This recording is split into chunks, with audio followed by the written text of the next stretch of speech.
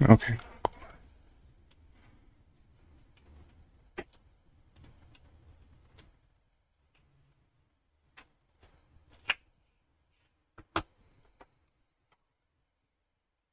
This episode is brought to you by Mecca Books, your source for traditional Islamic knowledge. It's where seekers of knowledge go to buy their books.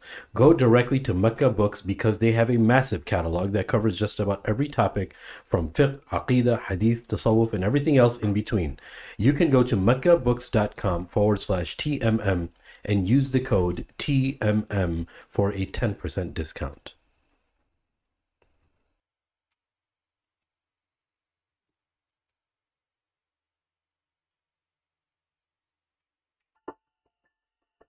Even a male of the species is fair game.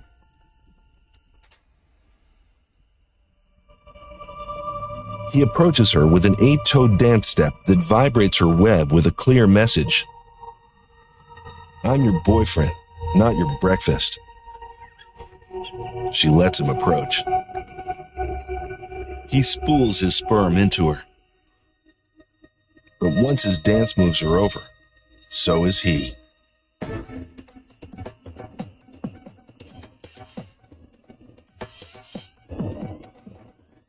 She can't help herself. It's just too easy. It is. Maybe he was an artist.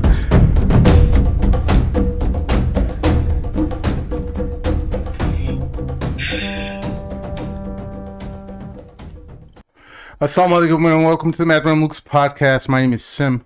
Along with me are my co-hosts, the world-renowned Sheikh Al-Azhar, Sheikh Amir, and the host of Muzzy Buzz and the Dawah channel that you're on. Sunni Discourse. The Sunni Discourse. The Sunnah Discourse. Not My apologies. just the Sunnah Discourse. Inshallah, my opener. Inshallah, your memory gets better. I mean, may Allah help. Might be a sign he's of got a low lot key. of things to do. Give him a break, bro. You know how busy he is, bro? Just He's the Morpheus, dude. Go ahead, Morpheus. Our guest this afternoon is the world-renowned. There's a lot of world-renowned Lots of world-renowned people, right? He is the founder of the Mahdi Tidjani channel on YouTube, and he is the founder of the No Strings Nikah app. Please welcome none other than the one and only Mahdi Tidjani. Welcome to the show.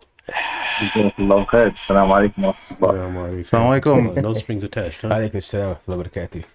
How you doing, brother? Looking forward to this. When I saw the list of topics you wanted to go through, I was like, this is a very well thought out list. We are undoubtedly going to have a very good discussion, inshallah. So I'm looking forward to this. Certainly, you know, you are a very interesting person, a controversial person at that, but at least from what you hear from the rabble on online channels and stuff. And I just wanted to make sure, you know, who I was talking to. So I went through several videos of yours before, you know, I actually invited you first and then found out like, oh, well, some people don't like this guy. Well, why not? And so I went and I looked at your videos and, you know, there was nothing like outwardly like, oh my God, this guy shouldn't have a voice at all. So maybe we can learn a little bit about each other through conversation, and maybe we won't agree on everything, but inshallah, the whole purpose of discussion and conversation and, you know, not canceling people out before even hearing their ideas is I think a very useful utility to have. No, I think that's the biggest takeaway right now. If you're listening, we don't get down with cancel culture. Cancel culture is not from Islam. There's nothing irredeemable in Islam besides shirk billah, right? So stop this cancel culture. We got people saying, how you dare you bring people on like this, or how dare you platform people. This is all like Western terminology, right? It has nothing to do with us. Yes, sir. And look, at the very least, we have a conversation. Someone presents their evidence. You agree, you disagree. If not, you give nasiha and you walk away. That's it, bro. Yeah. That's it. So with that being said, welcome, the most controversial man after Andrew Tate right now on the internet. Welcome. Barakallah feek. It's a pleasure to be here. Jazakallah khair, Akhwan. What part of the UK are you from? Luton, same part as Andrew Tate. Oh, nice. I've been to Luton. Dilly Hussein toured me around Luton. No way. Yeah. Mashallah. I stayed over Good. with him for a week, and yeah, he showed me around Luton. We prayed at some of the mosques over there, and had a really good time over there. It was amazing. I mean, Luton's got a notorious reputation. For many years, it had the esteemed accomplishment of being voted the worst town in England to live in. Wow. Is that because And there's a maybe lot that's of got something to Luton? do with why I came out the way I did. No, I used to live with some guys in Hey, but you know what? Before I want to do something. Before we get into all the controversial stuff, right? Who are you, bro? I mean, people see you based on the stuff that you put out there, right? So, what's your background? Like, where did you come up? Like, I know you dabble in stuff, like not just the women thing, but like, I see you work out, you're into lifting, powerlifting, and now you're getting into, I think other shredding or whatever. So, why don't just tell the American audience who may not be familiar with who you are, like, what you're about. Let's start with that. Yeah. Who's Mahdi Tidjani? I mean, this is a good question because I'm actually quite versatile, and there's a few different things that I have to offer. But the problem is, if you try and present too many things to your audience, you'll end up being known for nothing. So, with regards to my online stuff, I'm known for, as you correctly stated, just saying things as they are. I don't actually go out of my way to cause controversy. It's very in line with my personality. I just lean into who I am. Maybe I lean into it a bit too much. And I just, I talk about relationship dynamics, both anecdotally, not just anecdotally, but also with regards to the current climate. I myself, I got married at the age of 16. I'm 33 now. Wow. So, and I've had many wives in between that. I have many children. I think I have 8 children. Do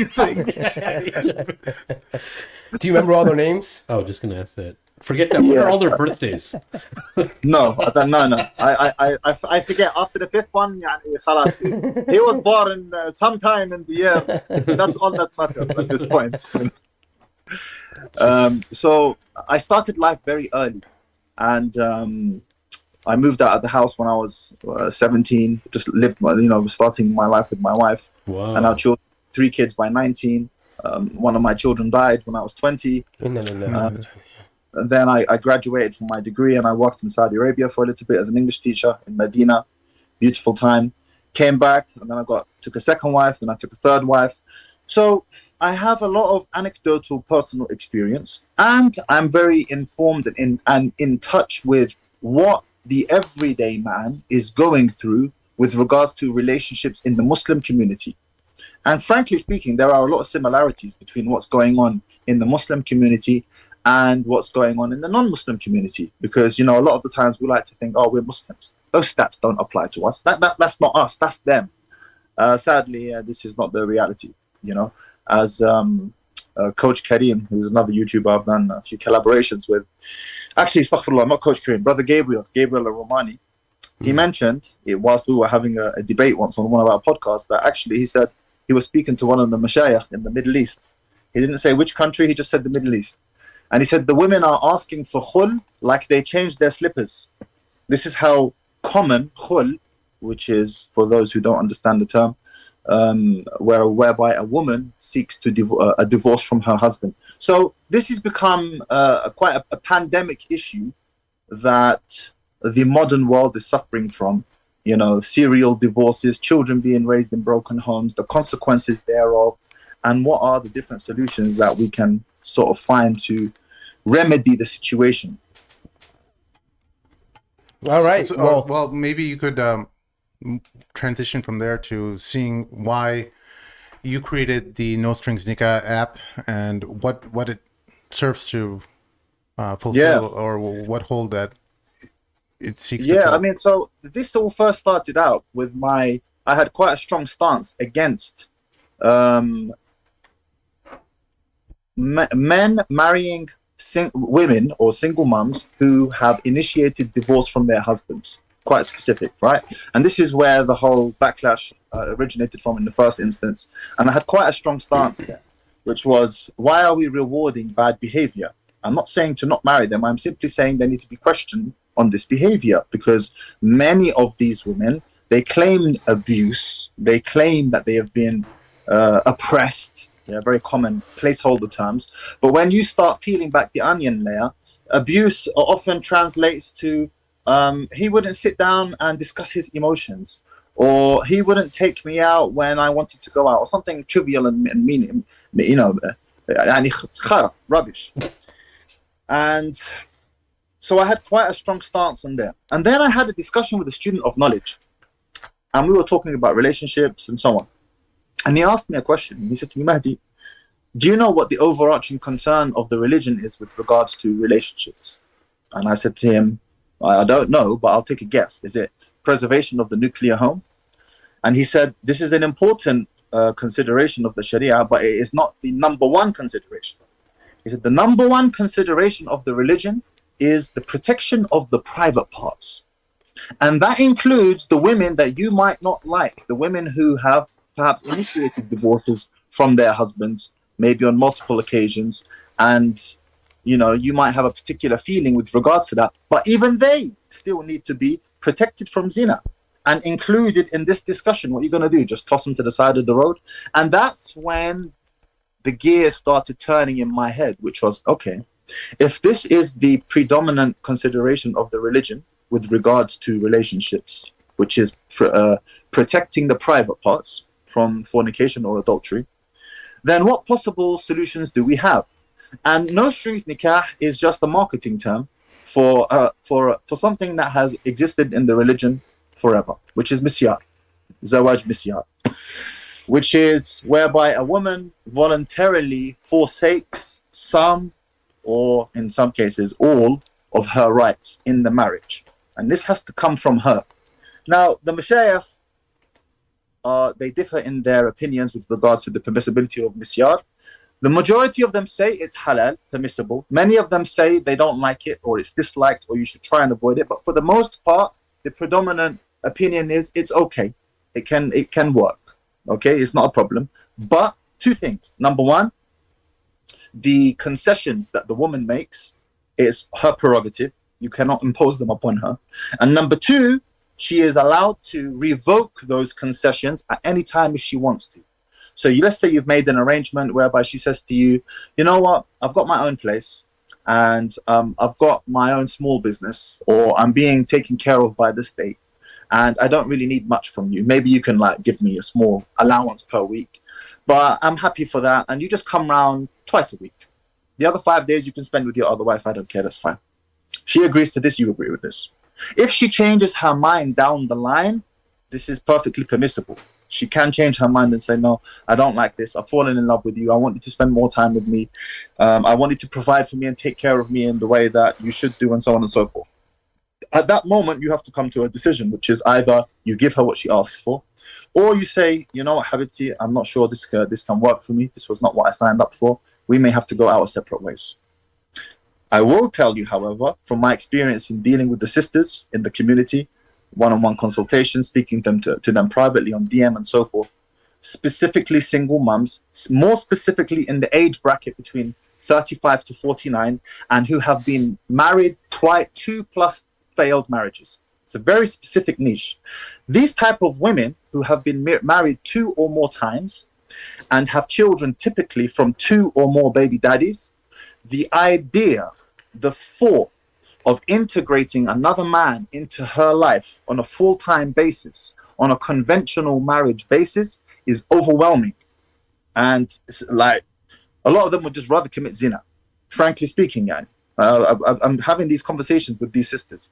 She's like, look, I do have the physical desire, and I do like to do nice things with a man every now and again, like go out, have food and so on, but I don't want him in my home. I don't want him to have a wardrobe in the home. I don't want him around my daughters. I don't know if I can trust him. The number one reason, you can find this in the Will Farrell's book, Dr. Will Farrell, The Boy Crisis. The number one reason why children suffer from, let me just get the correct words for the sake of YouTube, sexual inappropriateness, let's call it that, is the presence of a stepfather, specifically presence of a stepfather. So she has all of these problems in her mind. How can I bring him in full time? I don't even want him in full time. I've already done this twice, it didn't work. is probably going to fail again. And she's right, by the way. The stats prove this.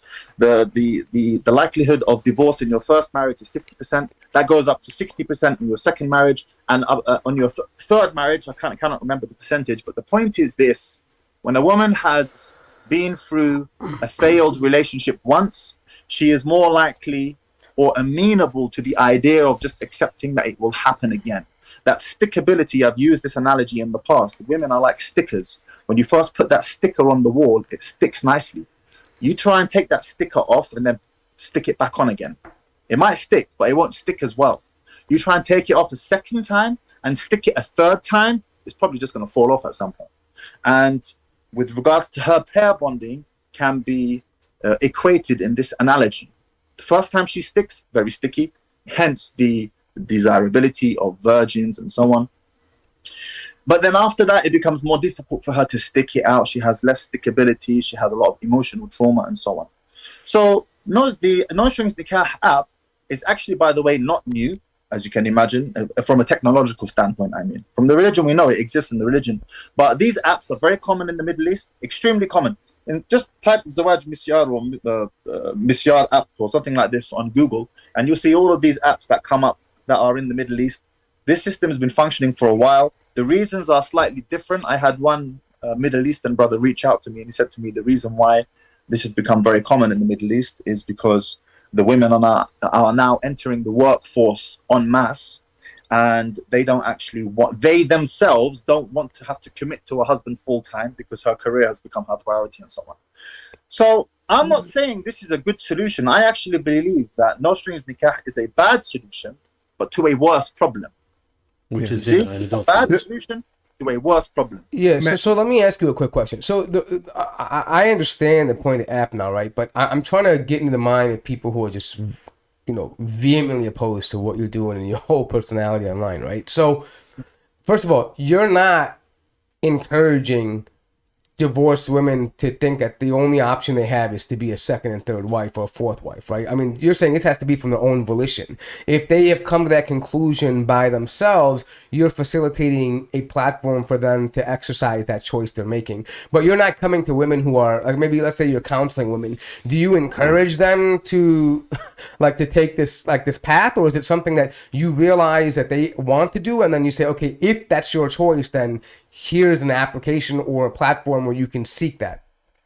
I don't encourage them either way. I only answer questions that they ask me. So because there's a conflict of interest there otherwise, right? But let's answer that. Firstly and foremostly, if you're a sister who's never been married before, you're a younger sister, you're in your prime, do not go on the app. It's not for you. Yeah, conventional marriage is for you. Although we have a conventional marriage option on there, the premise of the app is it's just not the right setting for you. You need to go and experience a conventional marriage and have your bite at the apple there with a conventional marriage. You're young. Why would you want to forsake your rights? For what? You have so many options available to you. هذه النقطة الأولى. First point. Second point is, if you are a sister who also, maybe she has been divorced, but she holds hopes of having more children with another husband, No Strings Nikah app, once again, is not for you either. Because if you want to have more children, children are best raised in an environment where both parents are present, mother and father. The statistical fact, you can find this once again in the boy crisis. This is not up for discussion. Kids are raised best when mum and dad are together. This is specifically for a sister who has been through that a couple of times or a few times, and she had asked them, Billahi, ask them. Go and speak to a sister who's been divorced 3 times and ask her, how does she feel about getting married again with a man who will live with her full time and her children, and have a look at their response. Women are not like us. They're different to us. They're not like men. For us, it's like, yeah, no problem. I'll do it again and again and again. For a woman, it's like it takes a toll on her. It takes an emotional toll on her. Not to mention, her children are her priority, and you will always be second to that. Okay. Based on what you've heard so far, Sheikh, would you first the idea or the definition of what the purpose of marriage is that what was that sound, at least from what you heard from Mahdi in his explanation, the basis of marriage, is that, from a Shari perspective, is that okay? And secondly, the aspects of Misyar and its permissibility. Personally, I know no, of course. What your opinions are. No, of course. I think, excuse me, I think what he said, I'm glad you elaborated the backdrop of why this app actually exists. I think that's really important. And protecting yourself and protecting your private parts, right? That's at the end. Look, legally, what he's talking about legally in the Sharia, the main purpose of husband and wife is protection of the private parts, of course. But one thing that's to be noted is all the flowery things that people talk about marriage, of course they exist and they should exist, right? The dilemma is, and I can see why he's a controversial figure now, is if that's what he talks about, he's talking about a very, very specific niche, as he mentioned. And people are expecting marriage or a flowery marriage advice and platform or a person to represent a company and what he's doing to have all these other things probably, which is why he seems to be controversial. But he's just talking about in a very Islamically legal perspective. Yes, it's protection of your private parts, of course. And there's many other benefits that come with that, obviously, right? But our main objective in the Sharia, if you have an option to stay away from haram or do something good, which one would we choose? Is to stay away from haram, right? We have a principle in the Sharia which is called Dar'ul Mafasid awla min jalb al-masalih. Dar'ul Mafasid means pushing away those things that are mafasid, wrong, harmful, haram, gives more of a precedence of jalb al-masalih, taking upon initiatives of good. So by default, the Muslim has to protect all of whatever is haram to Allah as a priority rather than doing lots of good. You know what I'm saying? Yeah. So on that level, of course, that's very, very correct and is very, very true. And one thing I didn't know, I know this may not seem very related, but you mentioned something and you mentioned it in passing about stepfather children who are raised by a stepfather right, are more what? No, most of the abuse of these, one of the worries and abuse for children happen from. Oh, so you're talking about abuse? Yeah, like sexual abuse. Sexual. I thought he was talking about just like being deranged sexually. No. Well, because of Well, you have to be deranged sexually to abuse a child. No, but what did he intend? Well, usually there's an inclination or proclivity of a stepfather to have sexual thoughts towards stepchildren. So I think No, is that what he was referring to? The exact stat is, you can find this again in Dr. Wolf. Yeah, if you can be a little more descriptive, you can be descriptive on this channel. It's fine. Just we don't get monetized. So. We're talking about sexual abuse, or you could call it grape. Let's call it grape, right? Children who are raised in a household with the presence of a stepfather are, very specifically, 100 times more likely to experience some form of sexual abuse than children who are raised in a household without the presence of a stepfather. That's crazy. I didn't know that. Wow. Yeah, I mean, look, I think it's a natural concern that women have, especially if you have daughters that are in their teenage years, right? I mean, listen, they're not his children, right? This is, I mean, I'm not saying it's okay, but there's going to be a natural worry here, right? If you, I mean, you know, if you have a daughter and you're worried about any other man being around them, right? So the whole point is that it makes sense as to why they would worry, but it's a legitimate concern. Yeah. But I think what I'm trying to get at here is this: I don't see the big fuss. But is this the main reason why everyone has a problem? Is that what? No. I'm trying to get to. And what I'm trying to say is that if he's talking about a specific niche of women that want this, right? Who are we to say no? And protecting them from zina. Yeah, I'm saying they want this. It's legal for them to do it. And Islamically okay. Misyar is okay. Majority, like you mentioned. Like, I think. Let me tell me if I'm wrong here, Mahdi. I think that some women who are in that category, they may not feel that way, and they feel marginalized, that maybe they're being reduced to having to be a second or third wife because naturally, you know, nobody wants to feel like they're second place, right? Nobody wants to be told, hey, you're just not up on the rankings, right? Let me address that. Akhi, because that's the second time that you've touched upon that, and I didn't address it the first time. Yeah. That statement presupposes the following, which is that polygyny, or being a second wife or a third wife or wherever, is an inferior option to monogamy. And whoever says this, I would say to them the following: how do you know? Yeah. How do you know it is better for you to be a first wife than a second or a third? Now, I am not claiming polygyny is superior to monogamy. I know there is a verse in the Quran where Allah says marry 2, 3, or 4, but if you fear injustice, then just one. And some of the ulama have extrapolated from this that polygyny is the more natural state of affairs. Yes. That's for the mufassirin of the Quran. That's not for me. I'm just saying the following, which is maybe polygyny is better for you, particularly if you are a sister who has been married a couple of times before, has her own children who are her priority, perhaps has daughters, maybe has her own job, business, I don't know. She has a life, basically. She's got like a lot going on. Maybe polygyny is the better option for you. To assume that monogamy is the better option for you, well, how do you know? Maybe polygyny is better for you. Yeah, so what I'm getting from here is basically, this is how I like to simplify things down, right? There's a group of women out here who have X, Y, Z characteristics, and they're about to commit zina. So let's give them a way out, then let them commit zina. Exactly. So it's not for everybody, but if you're in that category, whatever age you may be, whatever it is, and you feel like you're about to commit zina, you'd rather have them do this than go out and, twerk in the street, pretty much. Yeah. Mahdi, what kind of women are on No Strings Attached? Are they women who just the app is still very small. The app is still very small. It's in its early development. Yeah. We have under 2,000 members, so it's still very small, and the majority of those members are men as well, which is normal on all marriage apps. All marriage apps are majority men. Dating apps, doesn't matter whether it's dating, Western dating, Muslim marriage, the majority of members are always men. And I would say that's probably because women just have more options. Before I launched the app, I was running this on a Telegram group manually, and I would simply put up, every time a sister reached out to me and said to me, yes, this is what I'm looking for, I would just put her profile, just words, there was no pictures, just a description, and I'd put it on the group. And then I would give the group a link, an email whereby they can contact me if they want to pursue a discussion with the sister.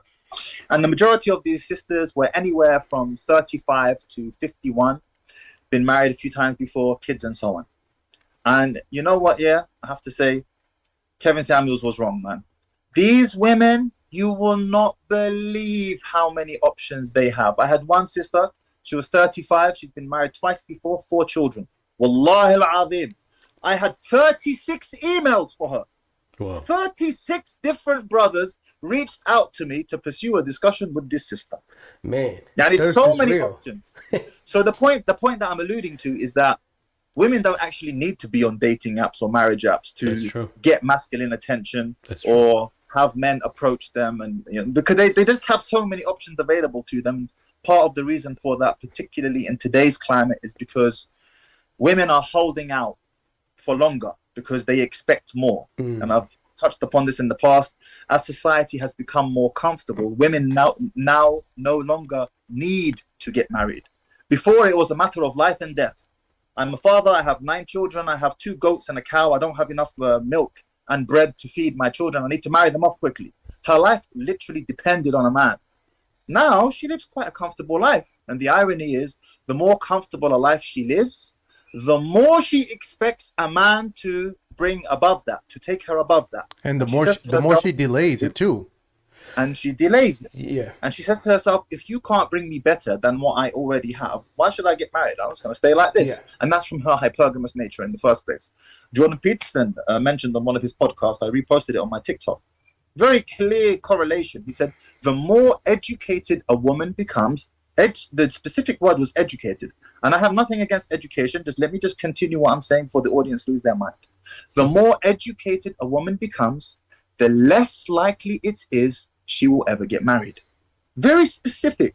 Why? Well, think about it. Let's say you're a woman who has a PhD. Typically, if you're a woman and you have a PhD, you're looking for a man who has a PhD as a minimum. Hopefully, maybe he's a professor or he has something above PhD, but at least PhD. I can't go beneath that. Okay, well, I know in the UK, only 1.4% of men have a PhD. That's not including all the married men. That's not including the gay men. That's not including the old men. So actually 1.4% is a lot smaller than 1.4%. So as you can see, the more educated or the higher up the career ladder she goes, the fewer options she has. She kind of like shoots herself in the foot a little bit. Whereas with a man, it's in reverse because we marry across and down dominance hierarchies. So the more esteemed he becomes in his education or in his business or in his job or whatever the case may be, the more options that actually open up to him. Yeah, so before we get to the modern woman and the modern man, right, I think I want to just I was thinking about this while you were talking about the No Strings Nikah, right? And The thing that I'm thinking about though, like I'm just trying to put my head, like let's say I knew someone that was a woman of this age and wanted this and wanted that, right? To recommend her to this. But is there a process by like how you vet dudes like who aren't just deadbeats? Because let's be honest here, right? There's a lot of guys who want that second, third wife, right? But they're not built for it, right? They don't have the masculinity to do it. They don't have the income. They don't have the temperament. They can't deal with it, right? And I want to talk about that a little bit later on about the problem I see in men today too. But I'm thinking right now, is there a way that you can kind of, I guess, vet these dudes? They're not just like, oh, cool, woman available. She wants just, to bang, and now I get to email her, right? Like, is there a way that you vet that? Excellent question. And the answer is yes. Get your wali involved. You know when women make mistakes with men? Is when she tries to forget her wali. Oh, he's not going to agree. I know he's going to be against. I know. It feels right. This feels right. Mm-hmm. I know he's the one for me. 2 hours later, divorced. Right? You understand? So get your wali involved. Now I understand if we're talking about this type of misyar setup or no strings nikah setup. A lot of walis will feel some type of way about it. Somebody tried to ask me a question once. He thought he was checkmating me. He said to me, how would you feel about your daughters being on Misyar? And I answered him quite candidly. On No Strings Nikah. I answered him candidly. And I said to him, I would absolutely not like it. So isn't that a double standard? I said to him, brother, this is an emotional question. How about I propose an emotional question back to you?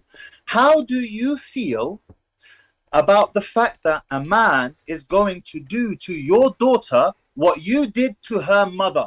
How does that make you feel? I like the wording. That's great. That's true. Right? Yeah. Now, because that makes you feel some type of way, are you not going to help your daughter get married? No, of course you're going to help her get married. So to answer the question, I don't like it. But if, Allah forbid, one of my daughters find themselves in that situation, they've had a couple of failed marriages, she doesn't want to do the full-time thing again, you know what? Mashi, yallah, it's halal. What do I want her to do? Zina? Do you see? No, it makes complete sense to me. Yeah, because I'm wondering, I'm trying to look at this and see why they're so mad, right? I mean, I'm assuming that you have made this clear as day that this is for a specific niche of women that are voluntarily looking for this, and like I don't think at least to me it's clear that you're not putting it out there for everyone to do, nor are you recommending it. You're just saying if that's your own conclusion, then here's a way that you can a platform to do it. But just one more quick question on this one. Do you make sure that these women have a wali when they start contacting you? Like, do you make sure that they have one? How can I enforce that? I can only advise them. No marriage app can enforce that. It's like you create it's like a social media platform. How can you? I mean, like you can say before you give how you have 46 emails, right? Hey, before I drop these 46 emails, let me get you all these information and drop it to them. You know what I mean? Like you could probably do it that way. Yeah. I mean, when I was running it manually before, frankly, I didn't even think of that, to be honest, because I had so many emails coming in. It was just too much work. And I'd say to the sisters, look, sister, you need to get your wali involved. But you're a grown-ass woman. You need to handle that yourself. And if you don't, I'm sorry, this is where problems happen. So that responsibility a sister needs to take upon her shoulders. And if she doesn't, because she's worried about her father and so on, problems are going to happen. But equally, I will speak to the fathers now as well, or maybe the brothers, which is, if you turn your daughters or your sisters away, don't be surprised if they do end up in some type of situation, either committing zina, worst case scenario, or marrying a man that was just completely not the right fit for her. And then you go and cuss her out for that as well. Yeah. But you didn't want to be involved in the process in the first place because it made you feel some type of way. I'm sorry, Habibi, you can't have your cake and eat it. You must decide. Well, getting the wali involved right off the bat, women are the one who don't want that. They because they want to be the one who vet them out before their family members ask them questions and stuff like that. Anyone who wants that, they've never been in the process of courtship. When you're talking to a sister, 99% of sisters will say, "Let me vet you out before I give you refer you to my wali." Let me speak to the sisters right now directly. Whichever sisters are watching, sisters, please look at me when I speak to you. You are useless at vetting men, utterly useless. Why? Because you're emotional. Here, I can sprinkle some salt and sugar on you, and you'll just be, you are useless at vetting specifically. Man, on the other hand, particularly a man who doesn't want to sleep with you, i.e. your Wali, he can sniff out the BS in another man. We can sit down and have a discussion over a cup of coffee, and by and large, me and yourselves, you will be able to get a good idea as to what this brother is like, because I'm not emotionally invested in him. And furthermore, I'm emotionally invested in my sister, daughter, whoever it is, mother, aunt, whatever. You cannot vet the sisters, you cannot vet them out. And the results are in. You're very bad at it. No, yeah, I think there's a difference in mindset, right? Like women tend to fall in love with the idea of something and not the actual, like the substance. I mean, like a man's gonna look at like, hey, how do you provide? You know, what's your reputation like? Like a man's gonna ask a question like, you know, what time is Fajr in the morning? Right? Like stuff like this that you're thinking about, right? That a woman is gonna think like, oh my God, you know, he's got money, he's decent looking, he sounds very nice, he talks to me nicely. You know, I can, now they're gonna start imagining, you know, a house and kids and whatever, a pet with it. I don't know. They have this mind that they build this whole little, you know, fairy tale with. Because naturally women, most women, dream about this day from the day they're born, right? They get excited by this, right? Oh, I'm gonna get married. They start immediately thinking about what I'm gonna wear, who I'm gonna invite. Like it goes a whole different direction, right? And men. Well, I will say this to provide balance. A lot of the sisters don't approach their Walis because they know what type of response they're gonna get. Yeah. And my own wife, my third wife, she said to me when she wanted to get married. When she was 19, 20, late teens, she said, because she's a widow, my third wife, she's a widow. Before she married her widowed husband, her father said to her, no, finish your degree first. So the sisters, I empathize with them as well in that either they don't want to approach their Walis because they know what type of response they're going to get, or they're worried that they're worried they're just going to get shut down completely. Yeah. No, don't be silly. Or, oh no, he's not from our caste. Or he's not from our tribe. Or he is Pakistani, he is Arab, he is Bangladeshi, fill in the blank. Yeah. So she knows right off the rip that this is just going to be rejected outright. And this is the problem. My daughter, I have girls who are approaching marriage age. They don't even think about trying to find a husband on their own or whatever. Already they're very limited when it comes to online stuff anyway, but we speak about it openly. Habibti, you want to get married? No problem. We can have this discussion. When do you want to get married? Are you feeling like you need to get married now? We speak about it openly in the same way my father did with me. All my life growing up as a kid, my dad would always joke about marriage. Mahdi, when you get married? When you getting married? Mahdi, how many wives are you going to have? So on and so forth. So when I did meet my wife to be in college, I met her. And as an interesting side point, what really attracted me to her or made me decide that this woman is wifey material was the fact that she was wearing hijab and jilbab in a college where all the Muslim girls were not wearing. So I said, you know what? Because I wasn't practicing at the time. I was 16. I wasn't praying. I wasn't practicing. I said, you know what? I can't mess around with this girl. This girl, no, she's practicing. I met her 6 weeks later. We got married. And in between that, I approached my father. I said, Baba, I've met this girl at college. I really like her. I want to marry her. He said, okay, no problem. Yalla, let's meet her father. So my dad made it easy for me to approach him with that discussion. He made it easy for my sisters to approach him with that discussion. So it wasn't a problem. But when you get in your kid's way or you communicate in some way, shape or form that I don't have your back, I don't want you to get married. That's important. I don't want you to get married right now. They're going to find solutions to their own problems. What do you think? They're going to sit there twiddling their thumbs? No, they're going to do it anyway in haram. Yeah, so that is a big thing that I also wanted to touch on too, and it's we can transition to also the issues we see with some of the men today too. But I think there's a big issue, and I think this applies to men, girls, and boys. Parents aren't raising their children with the mentality that they have to get married. It's usually on the back burner. Like imagine you like okay, we're speaking about women now, so let's take a daughter for example, right? You have a daughter, you pamper her, you give her everything, which is fine. You're a father, right? You want to spoil the children, no problem. And then you say, don't worry, just go to school, get educated, do all this, right? Be the best you can be. And then all of a sudden they graduate college, right? Let's not talk about all the harms that may have come to them in college, first of all, right? Yes, let's say they're perfectly angels and they somehow avoid all of that, right? Now at 24, 25, they're naturally thinking about a career because they've planned the last 10 years of their life to say I'm going to graduate with a psychology degree, marine psychology, I don't know, watching paint dry, and they have to go now get a degree in this, right? And then get a job in this to make it all worthwhile. And then they say, you know what? You're 27 now. You got to have children. You got to get married. Why? How do you drop that on somebody at 28? I'm not saying it's a bad idea, but when they haven't even been thinking about that. Instead of saying that, I mean, they haven't even told them at some point, listen, I'm your dad. I'm going to spoil you. But when you get married, your husband is not your father. He's not going to spoil you take advantage of the time I have right now with you. I can give you stuff. Beautiful point. Right? But now the idea of transitioning from a daughter to a wife is never talked about. It has to start from a young age, bro. This applies for men too. I don't see fathers telling their kids, they say, oh, you have to have, PhD or masters and earn six-figure income. And then what do you think these guys are doing? They're looking on TikTok, Instagram, they're seeing big booties twerk. You think they're just going to sit around and do nothing? Of course they're going to do something.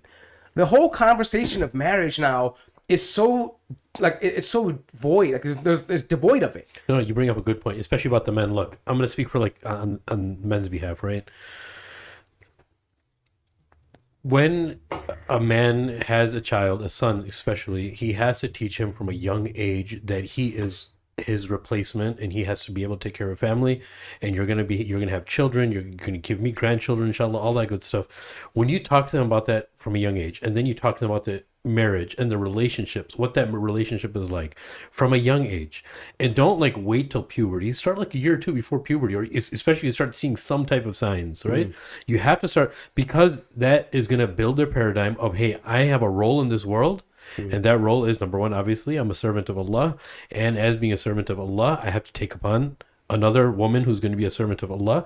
We're going to have children who are going to be servants of Allah. It has to be based on responsibility, right? Yeah. But like you said, that whole educational thing, look, what you said was golden, bro, because when you talk about education, everything in their life is about education and getting a degree. Number one, if they don't attain that, they have no self-worth. They have major confidence issues. The second is that everything else can be secondary, even if it has to do with the deen, because that was just in their mind, constantly stuffed in their mind, right? You're not going to have anything unless you're a degree. You're nothing if you don't have a degree. Degree. Your job, you have to have this type of prestigious job. Deen becomes very, very secondary. And then when, like you said, when you're, flipping through TikTok or whatever the case is, and you see, the nature of sex being so easy to attain now, on all different levels, why would you want to get married? And if you do get married, it's dude, you had 25 years to teach this dude about marriage, and now he has 3 months. He's engaged now, and now he has 3 months to crash course what a nikah is. Do you understand what I'm saying? How is he going to do that? How is he going to raise those children? Right? To say, oh, look, now I got to pay bills. Now I have to be responsible. All that stuff is an issue, right? I mean, I don't know, Mahdi, how you feel about this, but I mean, I feel like a lot of dudes out there lack. I can't tell you how many guys out there in their 30s playing video games at home. They can't pay an electric bill by themselves. They can't, they don't know how to, change a tire. There's a lot of dudes out there who can't do this stuff. And I feel like, look, I understand there's a big problem with this modern woman. I get that, believe me. But my problem is that I feel like a lot of these guys also don't live up to their mentality. They just kind of, I don't know. They're women, bro. They're weak men. But do you think it's cyclical? Do you think it's cyclical? Do you think that we're talking about the woman dilemma? Do you think it's because of weak men why they started? No, I think they're both tied together. I think there's a problem. There's a good reason why women are not getting married. They see weak men. They see men who won't act in their best interest, and they're, like Mahdi said, they're hypergamous in nature, and they're going to want someone who will, and they're going to keep declining. And I know in certain spheres of male talk, they're declining good candidates, and that may be the case. There may be good candidates that they're declining, but in a general sense, men, what more described as these video game playing guys who are burning their life away, doing nothing, living in their parents' basement, have no sense of responsibility, are essentially male child, what we call man-childs.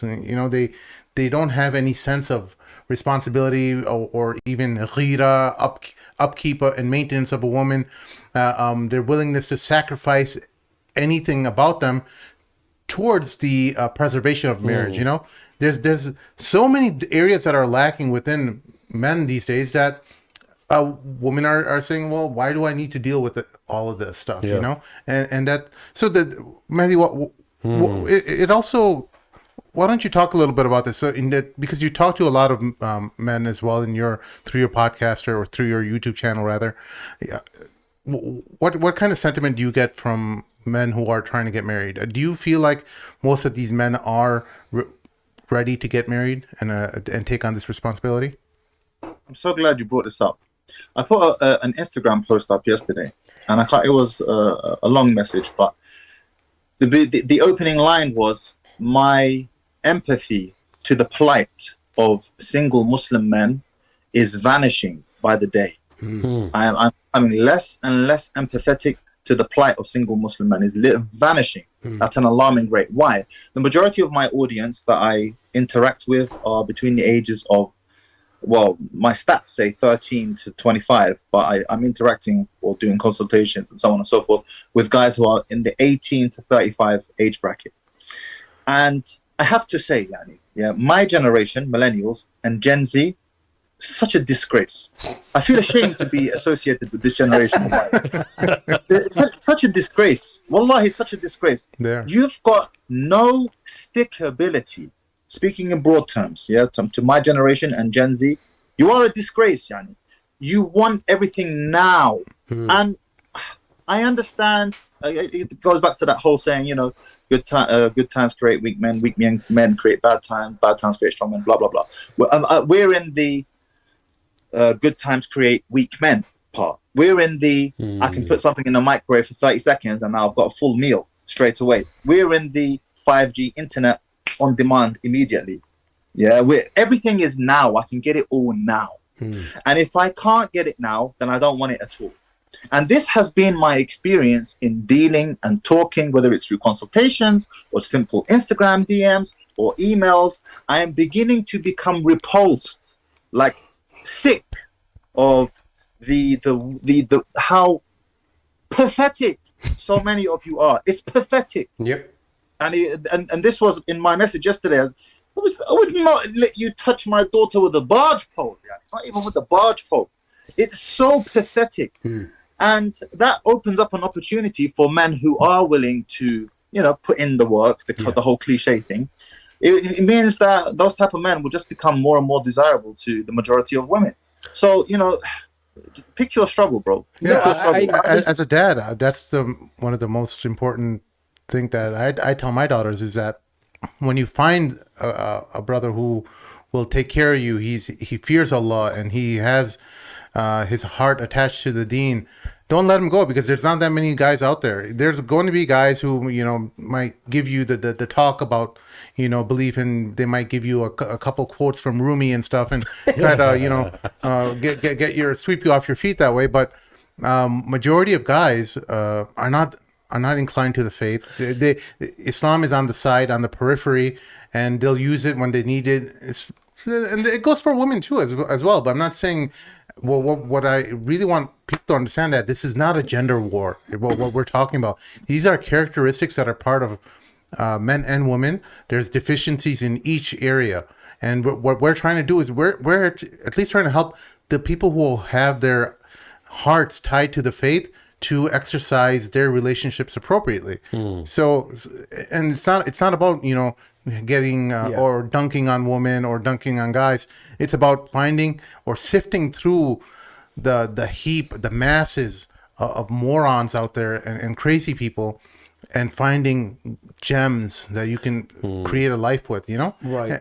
So go ahead. What I feel, though, I don't know how you feel about the Mahdi, but I feel like, I mean, I understand that it's important to talk about these character flaws that men and women both have today.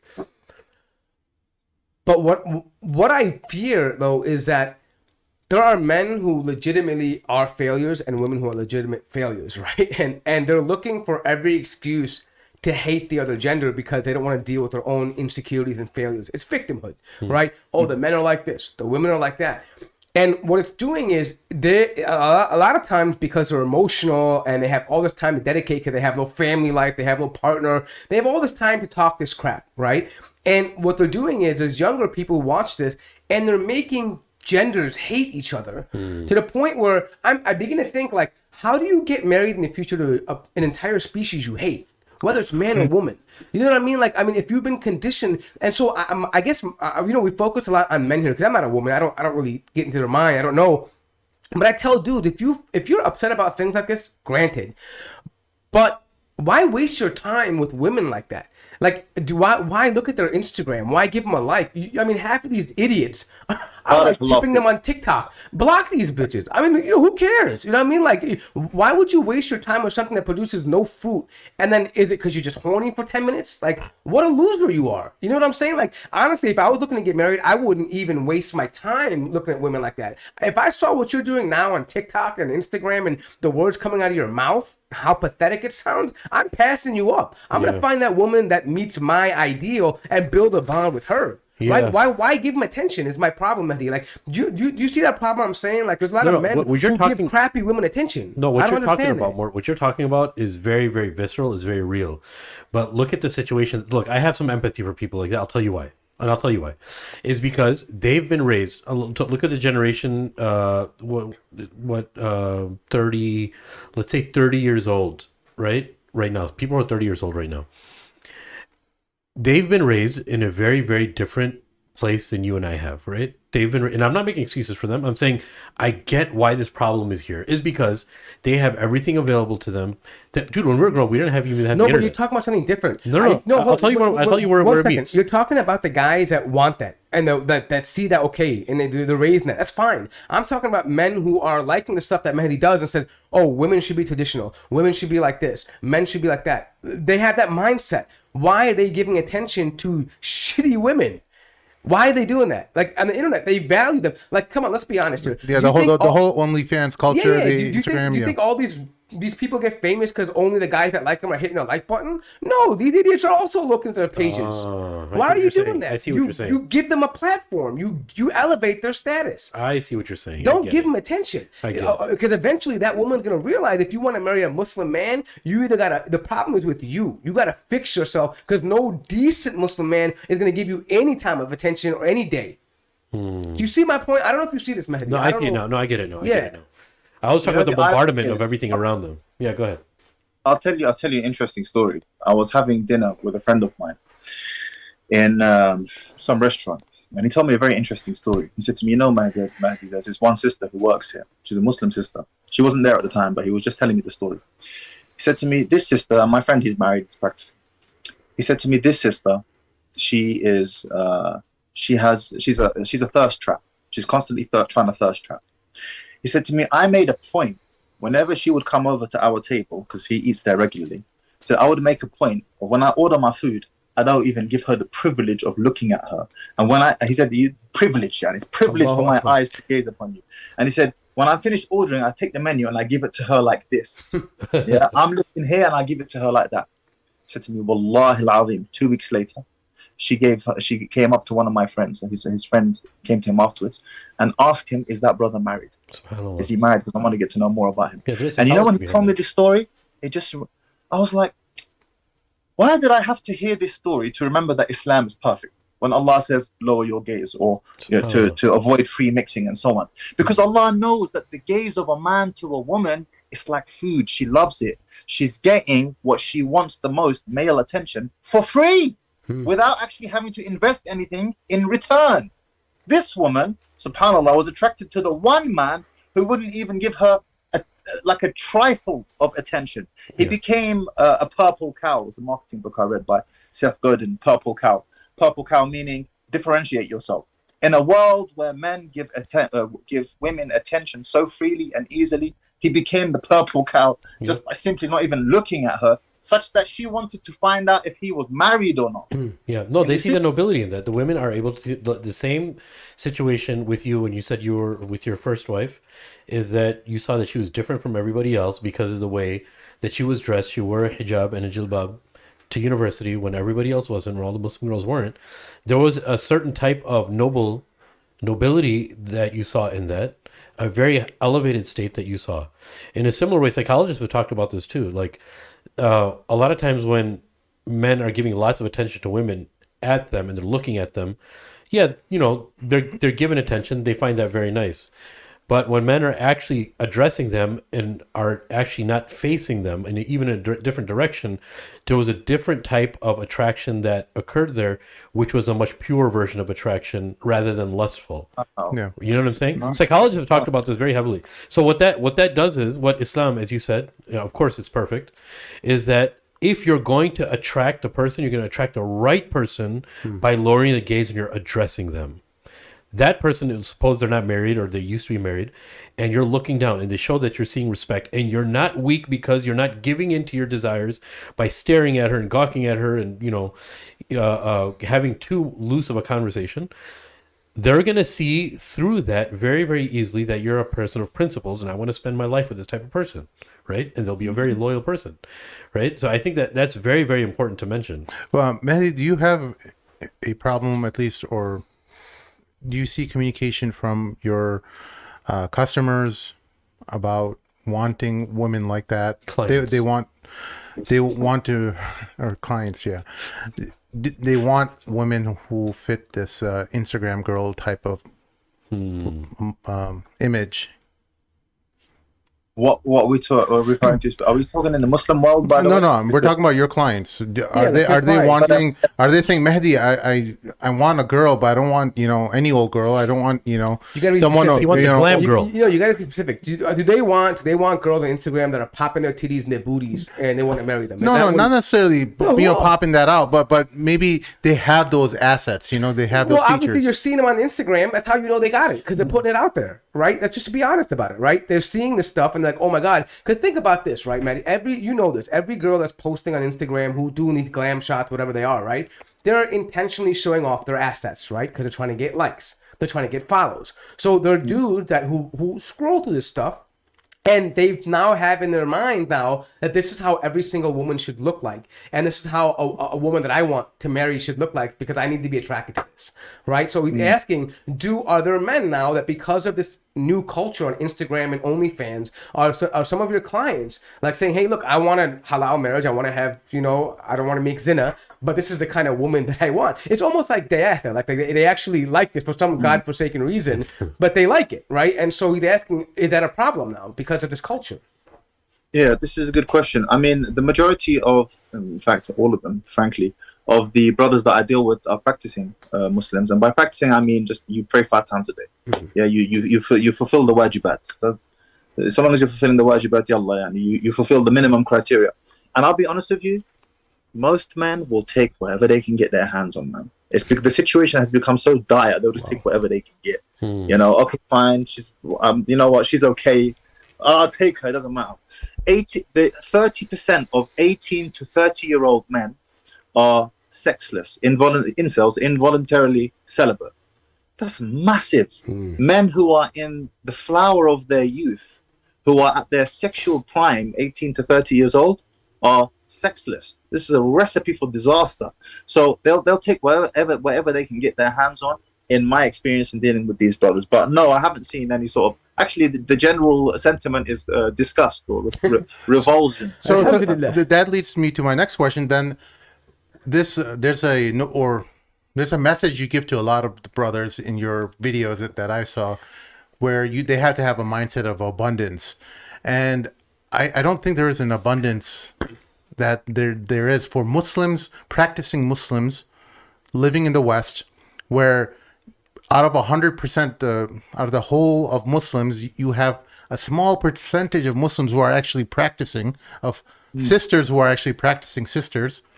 And when you tell them, like, okay, well, brother, you know, the sister, she's making too many demands, you know, or she's making a ridiculous demand in this, in her marriage, it's a red flag. You should move on. And that's one of the problems I saw in your videos that I wanted to talk to you about, that I don't think you should tell that brother that, you know, he should move on, but maybe this needs to be ironed out or some kind of compromise needs to be made, because there is no abundance. There's an abundance if you want to marry a non-Muslim woman and make her Muslim, then there might be, you know, an abundance mindset where you can, you know, you'll have to try to build a relationship and, you know, communicate to them effectively that you're a Muslim and you won't touch them and kiss them and have any kind of haram relationship. then maybe you have an abundance mindset. But in reality, when you're dealing with the small slither of practicing Muslims in the West, there's not that many of us, and when we do have an interaction with a female who's interested in marriage with us, we practicing brothers take it very seriously. Like, hey, you might not get one for another year. You might not have I didn't think about that, bro. That's a great point. Well, it's such an excellent question. I'm so glad you asked it specifically with regards to this abundance issue. Yeah, I was really giving this some thought this weekend. This whole business of the abundance mindset, and it sounds really good. But the problem with the abundance mindset thing is if you don't have abundance, it's really hard to have it. It's hard to give money to charity when you've got £5 left in your bank account. Right? Okay, have the abundance mindset. It's hard. It's hard to operate with a mindset of abundance when you don't have abundance. And I was trying to psychoanalyze. Yeah, alhamdulillah, I've been very successful with women. I've always been successful with women, and it's becoming like a compounding cycle. It's like the first million is the hardest, right? And then the second, third, fourth is easy after that. Yeah. That's my experience in dealing with women as well. In halal, of course, I'm talking about marriage. And I was trying to psychoanalyze, why is that? And I was discussing with my wives, like, why? Like, is there some lessons that I can extract from how I am that can be duplicated and passed on to my audience online and so on? And the only conclusion that I could draw is because I have abundance, I'm able to deal very nonchalantly. I'm not trying to impress anyone. And the funny thing is, when it comes to dealing with my wives, the very fact that I'm not trying to impress them impresses them. So it's this weird compounding self-fulfilling cycle. How do you begin that process so that you can get a foothold? This is a good point you raised. Maybe you're right. Maybe, you know what, if a sister says to you, you're not married, and she says something you don't like, okay, fine. Maybe it's going to be another year till I speak to another one. So let's try and iron this out. Let's try and have a deeper discussion. I'll give you an example. One of my wives, she went through a very traumatic experience with the police a few years back. And she suffers from this thing whereby when she's in a claustrophobic environment, even like in a car with a low roof, she'll start palpating, hyperventilating and panicking, like really panicking. And for that reason, she struggles with the niqab. She struggles with it. So let's assume you're of the camp who don't believe that niqab is fard. And I understand that this is an issue of ikhtilaf, okay? Some believe it is fard, some believe it is not. Let's just leave that there. So before I married her, she ticked every box that was important to me except this one box, niqab. And I nearly blew it off because of it. And I'm glad that I had the temerity and common sense to go away and have a think and say, you know what? Okay, man. She ticks these very important boxes that are very important to you. Are you going to really blow it off because of niqab? Maybe we can have that discussion later on down the line. So I said, you know what? This is more important. The issue of niqab, whether it's fard or not, I don't even believe it's fard personally, but I respect the opinion that says it is fard. And my preference is that they do wear niqab. Al-Muhim. Yes, you're right. You do need to have that discussion, because otherwise you might blow something off that could actually be very good. That's the first point. The second point is, when you as a man are trying to impose demands on a woman who is not yet in your frame, not yet your wife, you probably are going to ruin that the opportunity of getting married. And you will be surprised how amenable a woman is to whatever it is you want her to do within the boundaries of halal once she actually becomes your wife. What she might have said no to you during the initial discussions before you got married, she doesn't mind after she marries you, because she loves you and she desires you and she wants to make you happy. So that's the second part, or the other side to that coin, is that trying to shove down all of your demands on the table and find this perfect ukhti, this perfect bint, before she's actually fallen into your frame through marrying you, you probably are going to blow off a lot of potentially good suitors. Yeah. Go ahead. Can I ask? I wanted to know, someone who's consider me someone from the uninitiated. I'm not very active on social media, and like the apps that are out there for Muslims and all that cool stuff. What is it that you think made you a controversial figure amongst people? What is it? I'm still trying to kind of trying to figure it out. Yeah, it comes down to my personality type. So I have I've done personality testing before. I have the same personality type as Gordon Ramsay and Steve Jobs. So that should tell you a lot already in terms of the way that I express myself. I'm the type of individual whereby, generally speaking, let's say I'm in a gathering, I prefer to be silent. I prefer to listen and learn from others. But if I feel that I need to say something or disagree with someone, I have absolutely no problem in doing so. And I will assert myself to the nth degree without being rude. But I'll say it exactly as it is. It's just my personality. It's the way I am. It's my personality bent. Got it. It's quite a very, it comes from my father. My father is very, I call him the dictator because I had quite a dictatorial upbringing. Well, and ethnically, where are you from? I hope you don't mind me asking. My father's Algerian, so I'm half Algerian. I half told English. you, I knew it was Algerian. No, when he said Tidjani, Yeah. yeah. Anyways, listen, Yeah. but I I have something I wanted to kind of maybe touch on, because see, I see these comments, and by the way, I'm no stranger to like people hating, right? I mean, I get it all the time. Me personally, I tell these guys I love it. I love the hate. It fuels me. Hate fuels me, and like unbelievably. I tell these guys, have I ever lied about that? No. I love it. When people write negative comments, it makes me want to go full speed ahead. Or they say something stupid to me. I love it because it makes, I know I'm in that person's head. I'm living rent play and I'm doing right. This is how I look at it. Provocateur. You like being Not provocateur. I don't care to necessarily make them mad, but at least I know I'm being authentic. Yeah. Because it's me. I'm not worried about what people think. So with that being said, I feel like some people get the wrong message because you use certain terms that have a negative connotation in Western society. For example, just in this conversation, right? For example, you'll use the term baby mama, right? Now, for me, like, being in the West, like, baby mama means, some dude I just, smashed and I had no marriage with her, right? And, I just have a kid with her, right? Or like, for example, no strings nikah, right? People think no strings means I'm just getting the nookie, right? Like there's no commitment, right? Wow. So my point is, like, do you think that these terminologies you may use, although it may be very relevant because of terms that people use today, but do you think that kind of hurts the message that you're giving out there? Because when I talk to you, bro, I don't see someone that's malicious. I don't see somebody that's trying to promote haram, right? Maybe I can understand. I feel like hanging out. I feel like we have to bring them. Yeah, but what I'm saying is that, and I get it because I get that too, right? I use terms that people don't like. And sometimes I reflect and I'm like, hey, maybe I could have said it better. But people who know me, right? They know what I meant to say. So I'm wondering if you think maybe some of the terminologies used kind of get you this bad rap.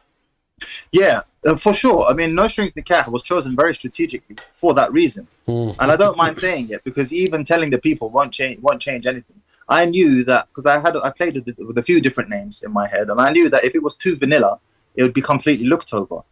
So I thought, yeah, No Strings Nikah, that's going to piss a lot of people off. Let me choose that. Period. Earlier in this conversation, when I was talking about women vetting men, I could have said, sisters, you're not the greatest at vetting brothers. You should consider bringing your Wali on board very early on. No, what I actually said was, if you rewind this podcast, was, sisters, you're useless at vetting brothers. So it's just my personality bent. It's like, I feel the need to just say it like that. And if you met my father, you'd understand why, because he's the more raw version of it. No, but I think the other, you should bring him on. Yeah, what do we do with you? You should bring him on. No, I think the other side of that coin, brother. I think there's a lot of wisdom in that name, and I'll tell you why. No Strings Nikah is. Yeah, on one side, it may get somebody angry. It might piss somebody off. But the other is the person who doesn't want a nikah because they've been raised with seeing nikahs and they know what a nikah is. And they're of the mindset, dude, what about a nikah without strings, right? You're actually pulling that person into an Islamic understanding when they didn't actually want an Islamic marriage. So that's why I think there's wisdom in that, because the person who's Urdu we say awara chichora porta, he's a chichora. He just wants to go. What does chichora mean? Chichora is like what do you say, like shameless? It's like a Spanish word. No, chichora. No, that's churros. Oh. But somebody who basically wants to be part of a nikah, you're actually bringing them in because like, oh, no strings attached, but then you're kind of bringing them in, and then they're like, actually, this is good, and that's where they can actually catapult Islamically too, right? Yeah, I totally get that. Good point that I want to elaborate on, actually, brother, which is I very intentionally stay away whenever I'm talking about a no strings nikah. I never use the word marriage. I'm very careful to not use the word marriage. And the reason why, it comes off the back of one of a book that I read, which is Words That Work. It's not what you say, it's what people hear. Yes. And when people hear the word marriage, they instantly, It's an anxiety-inducing Yeah, word. yeah. It's And a archaic word to some of, people. I need lots of money. I'm going to have to, I don't know if she's a sister, cook every day. I'm going to have to, you understand, it's an Yes, anxiety-inducing word which is attached with a lot of responsibility, as it should be for a conventional marriage. However, if you are in this niche demographic of sisters that I've already explained before, 35 to 49, divorced 2+ times, children from two or more fathers, and so on, using the word marriage with this type of sister gives her the ick. The ick. There's a UK slang term which is like, she just gets put off. It's like, no thank you. You see, so I very intentionally actually stay away from the word marriage, because I know of what type of effect it has on this demographic, the audience. So let me ask you this though. So I think there's also another side, because you do talk about, I've seen some clips, and I'm not like saying I didn't look through much of it, but I don't know if this is like what people call red pill or not. I don't know what it is, but this idea, like, I think some people are just pissed off because in some ways you tell men to kind of stand up for themselves in a way where in a society today where, you know, men are just always supposed to take the nonsense. And then, you know, whatever the wife says, like I saw this one clip where you were talking about some woman who was on a vacation and she posted it like on the internet, and apparently like she was riding the motorcycle and put her husband in the back and put that like on the front thing, right? And like it was funny because watching it, and I got immediately what we were talking about, because I'm like, first of all, that marking over his face, I thought you did that to protect his identity, but I'm like, if he didn't do that, why would a woman cover his face? Like, like it's just weird to me, right? And then he was standing behind her. Like, it's just weird. Like, every picture that I'm in, like, I'm even with guys, I'm trying to be in the front. Like, I'm give me the goddamn spotlight, right? You know what I mean? Like, and I see, like, and he made this point that she's in the front and he's in the back, even on the motorcycle. Even other places in the clip that there were other parts where he was riding and stuff, but she deliberately chose that. And I think women don't want to hear that men should have this authoritarian spot. And I think some women are upset by that because there's this new idea of not equity, but equality. Right. And I think that's annoying a lot of, even if there's women who are not looking up for this no strings nikah thing, but the notion, the idea of the way you speak about certain things about how men should take the lead, and that men who are not doing that are destroying themselves and they're not good husbands and things like that. I think maybe they might take it in generalities and say, well, wait, my husband isn't a bad guy. He's just, you know, he loves me. He wants to do stuff for me. Right. So I guess what I'm looking for is clarity here, because we know that there were times where the Prophet, the Nabi Sallallahu Alaihi Wasallam, was soft and kind with his wives, right? Where it wasn't being a simp, right? It was actually showing affection and love. And I think maybe people are conflating what you're saying with what you're saying in terms of being like, you know, always being that way, and even, you know, just any action like that is deemed as weak and not masculine. So maybe you want to talk about that. It's very hard to reveal all sides of your personality on a 20-minute video online, right? And we all have multiple sides to our personalities. I got so many different sides. I mean, sometimes it leaks out on my streams and stuff. Like, I'm goofy with my wives. I'm fun, goofy, affectionate. You know, I'm all of that stuff. But I bring out the side of me appropriate to the setting in that moment. So if I'm looking at this video and I'm picking out these different issues in that video, I'm not going to be all affectionate and gooey in that moment. I need to talk about this, you see? So we need to shut this off at the moment. It's time for business. It's time for business, exactly. And too much of any one thing becomes extreme or boring.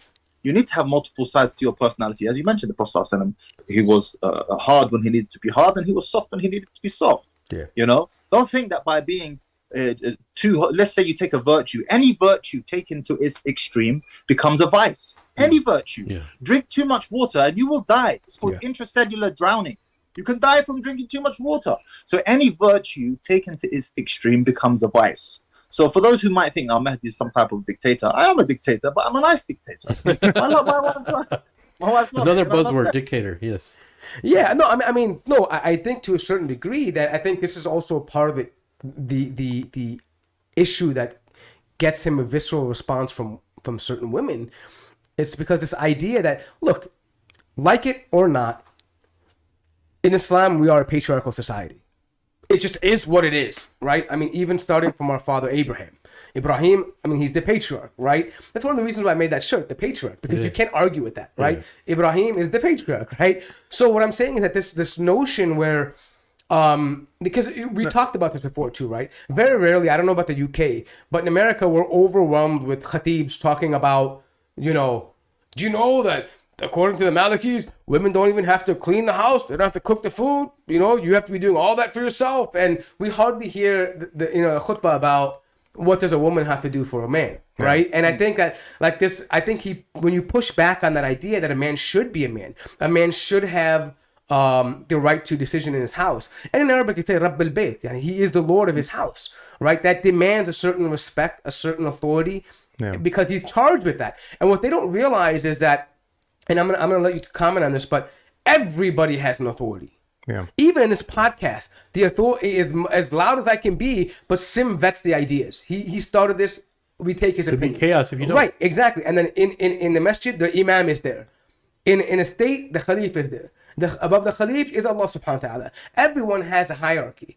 This idea of being completely independent and free is nonsense. It is. Yeah. It comes from Western ideas that we have this right to express yourself, the right to your words. Yeah. It's all an illusion, right? Everybody. And these same women that have a problem with authority, even the liberal Muslim guy who has a problem with the sheikh telling him fatwa, he has no problem bending down to the police officer when he gets pulled over for a ticket. Yeah. Remember the Abu American video where he pictured his wife tying his shoes?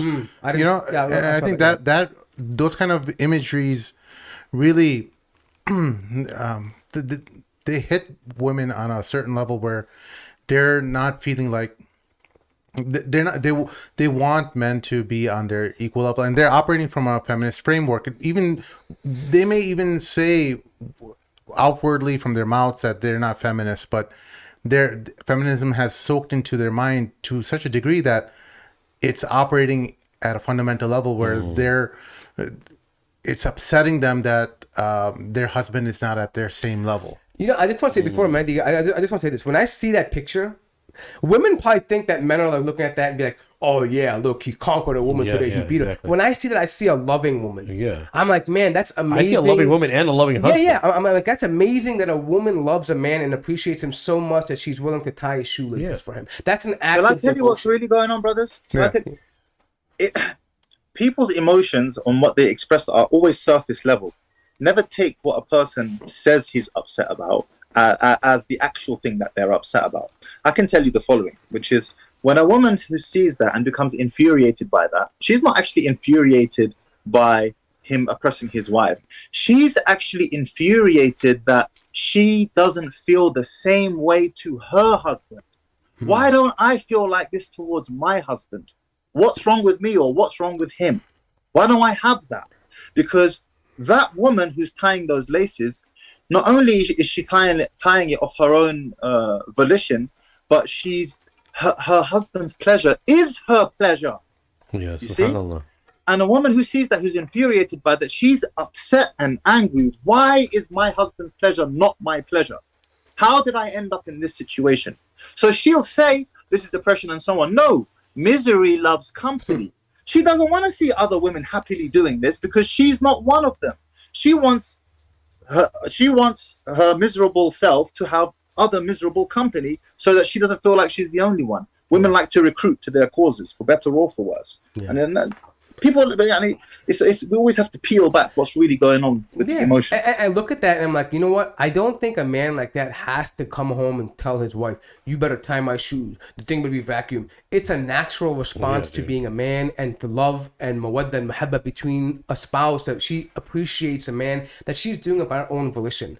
I mean, I would never want to have to go home and tell my wife to go do that. Hey, tie my shoes. No, if she did, it takes away from... Nobody does that. Yeah, it takes away from like the actual action. Yeah, it's fake love. If you did it for yourself, I'm like, yo, I am the king of my house. I feel like a million. Hey, here's my bank account. Buy what you want to buy, right? And that's another thing. Yeah, I mean, and this is what I try to get. I think women and men need to have this wake up to reality check. Listen, women cost money.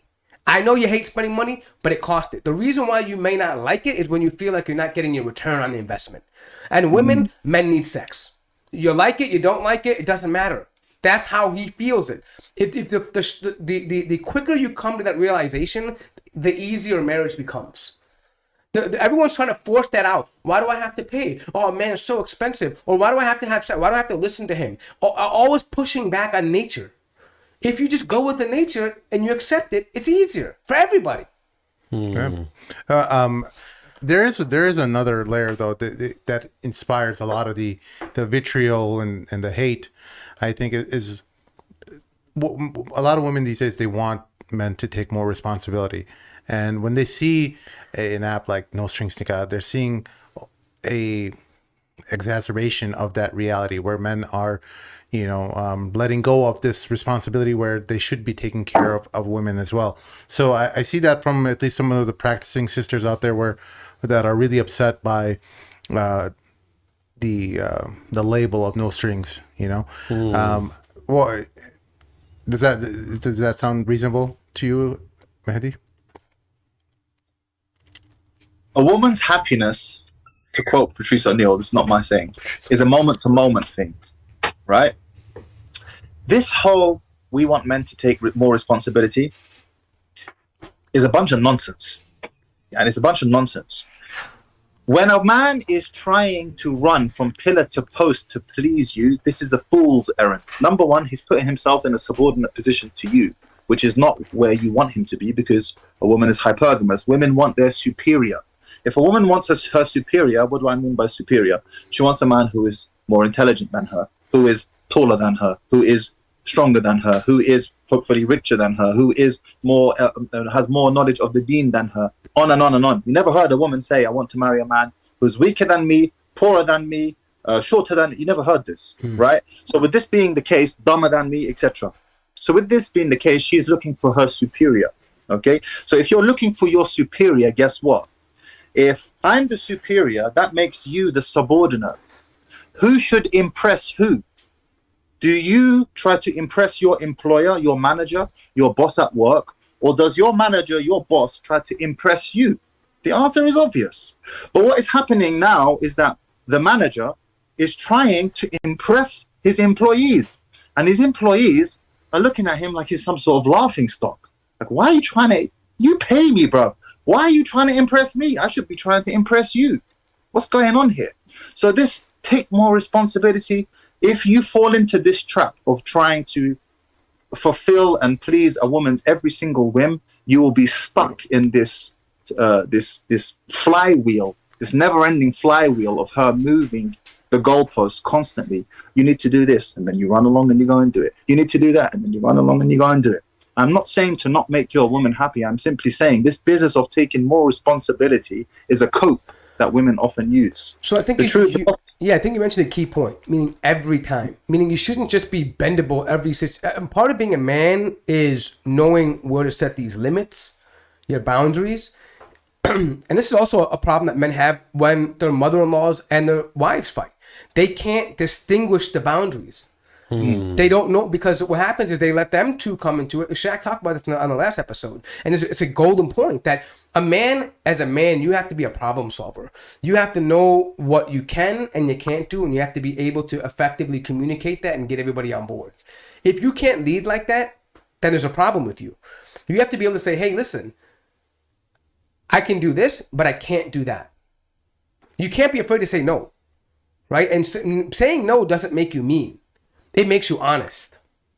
And sometimes men will lie because they don't want to face the reality. They don't want to have to deal with that confrontation. And that's a problem. So I think people heard what he just said right now and said, oh, don't do anything for your wife. That's not what he said. He said within reason. Not every single time. It doesn't work that way. Women... You know, Wallahi, I see this this with my 1-year-old daughter. يعني my wife, she's half Iraqi. What she says to her in Iraqi, she says to her, أنت ما تعرفي وش تحبين. And you don't know what you want. She's 1 year old. Do this. You do that. In the end, you have to just tell her, woman, sit down. Just be quiet. And she goes, put a dummy in her mouth.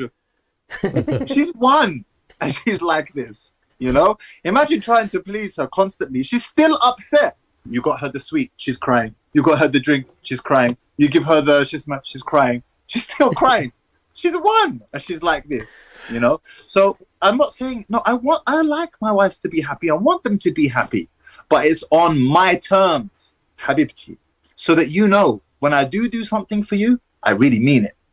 And women can sense this manipulation as well, and it is a manipulation when a man is trying to please her. That's to the point whereby he's losing frame, and he's just like constantly trying to win her affections and her attention. This is a manipulation. She knows this is not sincere. You're not doing this because you want to. You're doing this because you have to. Otherwise, you're scared I'm going to get upset. So then she doesn't even appreciate it. Like, you lose in this situation. You lose his value. But let me ask you about this, though. We're running out of time, so... Okay, yeah. Final thing about this here is that...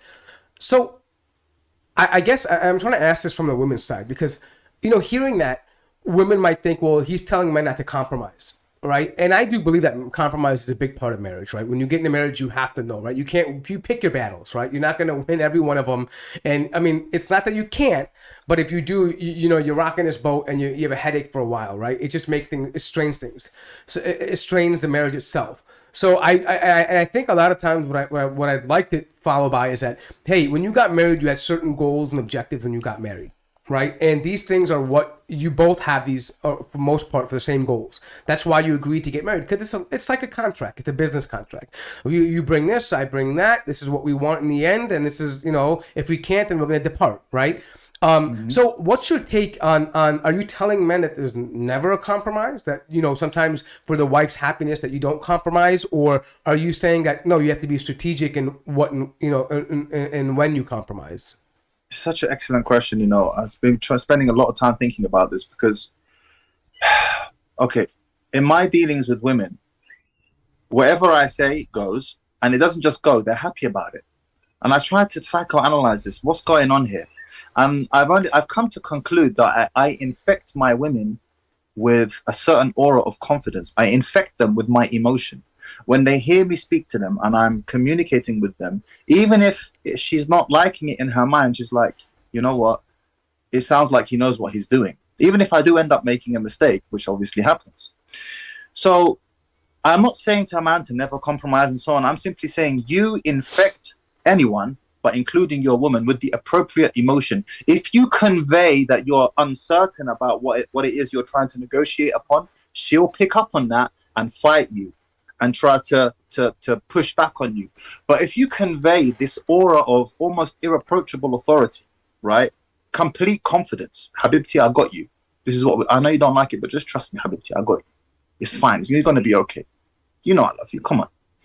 She absorbs that. And she just sinks into your frame. And in my experience, you know, it's just I agree. Easy. It's part of being a man, right?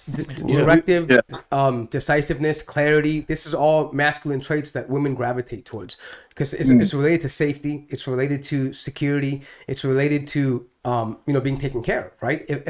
There's nothing more for me depressing than a man who's indecisive. It is the absolute. I despise that. What do I do? What should I do? I hate that stuff. Sounds like me. I really do. I hate that attitude. I hate victimhood in a man, and I hate indecisiveness. It's one of the most annoying traits. I think if I was a woman, I would not even bat an eye at someone who's indecisive. No, I'm serious. It's the most unattractive quality.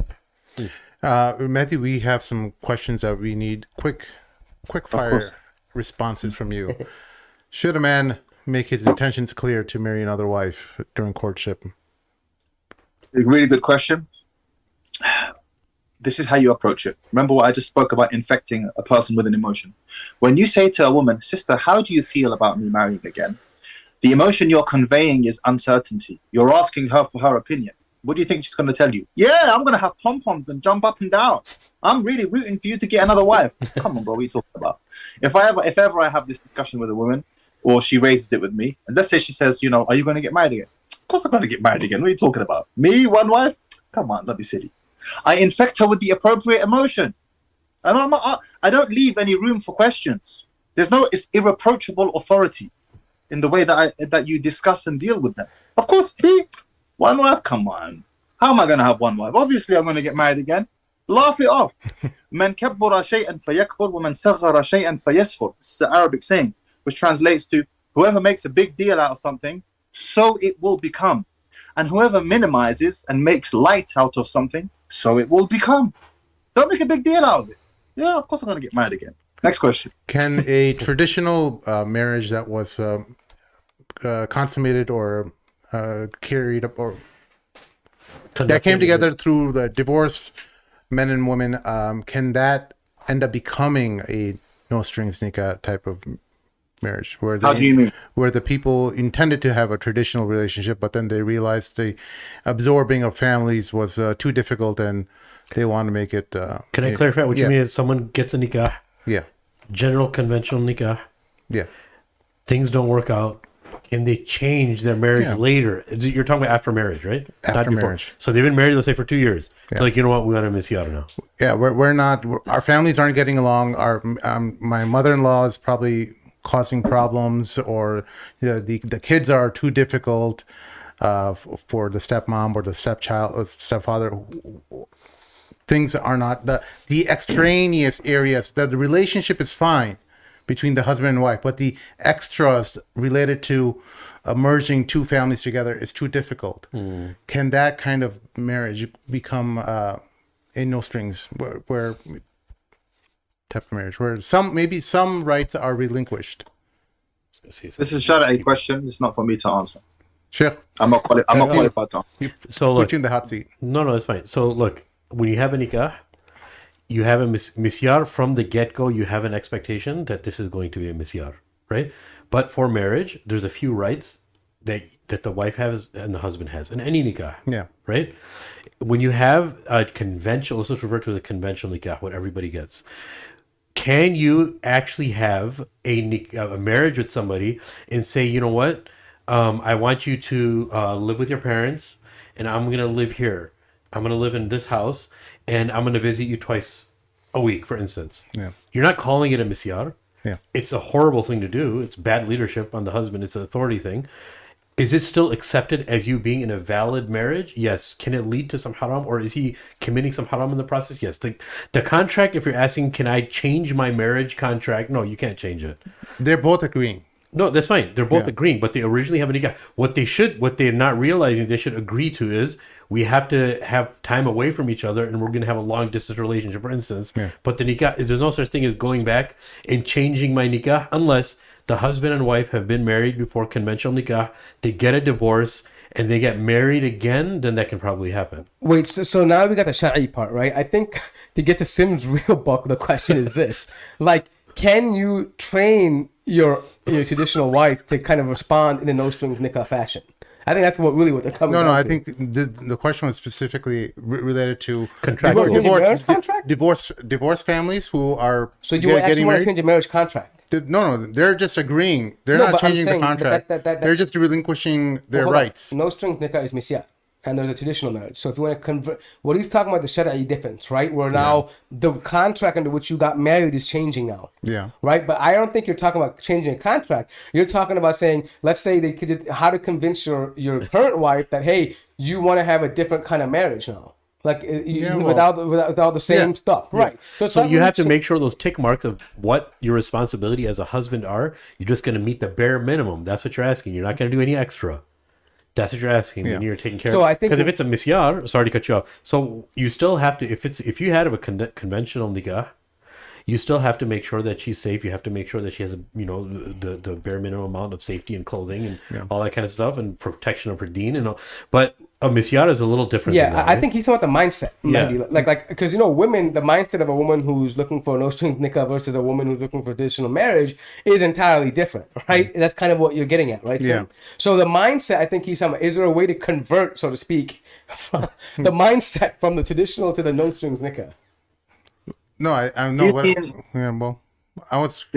Go ahead. I mean, I feel like the question. I mean, from a mindset perspective, from what I understand is, can I convince my first wife to not go psycho on me if I take another wife, basically, and she sees me for half the amount of time? Would that be correct in saying that? Yeah, well, that's part of it too, right? I mean, it really depends on her character. Some women are more amenable and open to the idea of polygyny than others. Women will respond differently according to the man that they're with as well, but that only goes so far. Like, some women are really, really so jealous that they could burn buildings with their jealousy.